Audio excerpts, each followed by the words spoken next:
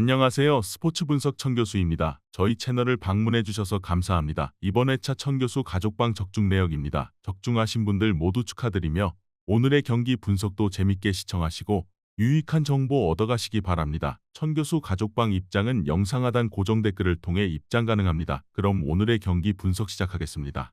7월 7일 K리그 국내 축구 4경기 분석 시작하겠습니다. 첫 번째로 대전 시티즌 대 전북현대 경기 알아보겠습니다. 먼저 대전은 현재 엔트리 구성에도 문제가 있다. 특히 공격적인 선수들이 대거 이탈하면서 아무것도 뚫지 못하는 창이라는 불명예까지 얻게 된 상황이다. 일단 박정인이나 천성훈 등 이제 막 들어온 선수들도 바로 선발로 나올 정도로 급한 상황이다.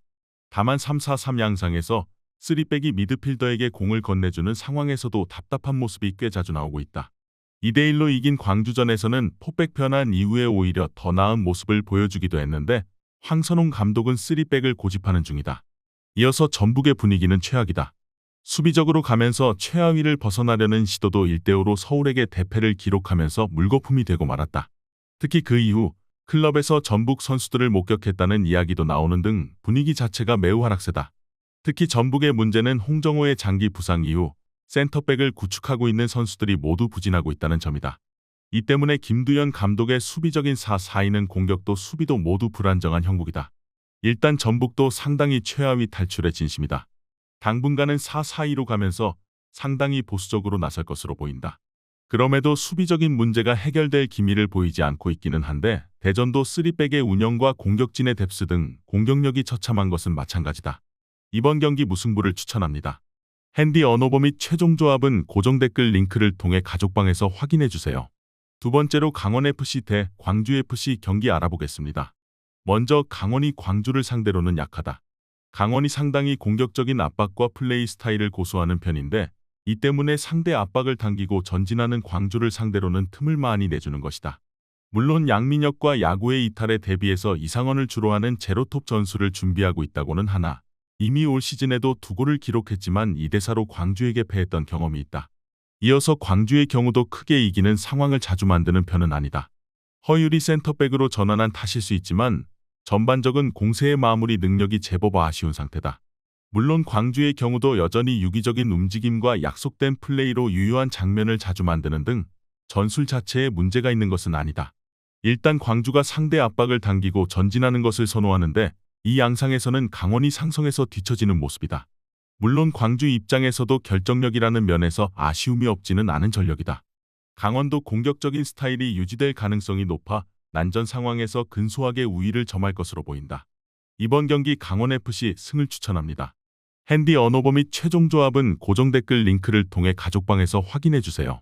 경기 분석 잘 보고 오셨나요? 다음 경기 분석 보시기 전에 천교수 가족방 입장하시는 법 안내해드리도록 하겠습니다. 첫 번째로 영상 하단 댓글을 클릭해주세요. 두 번째로 링크를 클릭하신 후 세 번째로 채팅 참여하기 클릭하셔서 문의 주시고 답장 기다려주시면 됩니다. 남은 영상 유익한 정보 얻어가시길 바라며 이어서 다음 경기 분석 시작하겠습니다. 세 번째로 충북 청주FC 대 서울 이랜드 경기 알아보겠습니다.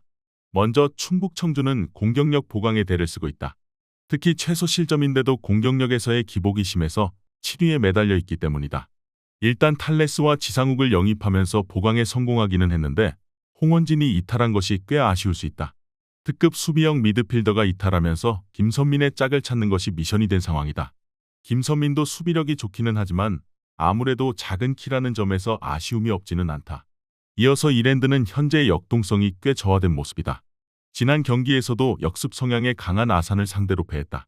특히 이랜드의 문제는 팀의 강점이라고 할 수 있는 공격도 별로 터지지 못하고 있다는 점이다. 최근 3연패 기간 동안 한 골에 그치고 있는데 이마저도 상대의 자책골로 들어간 것이었다.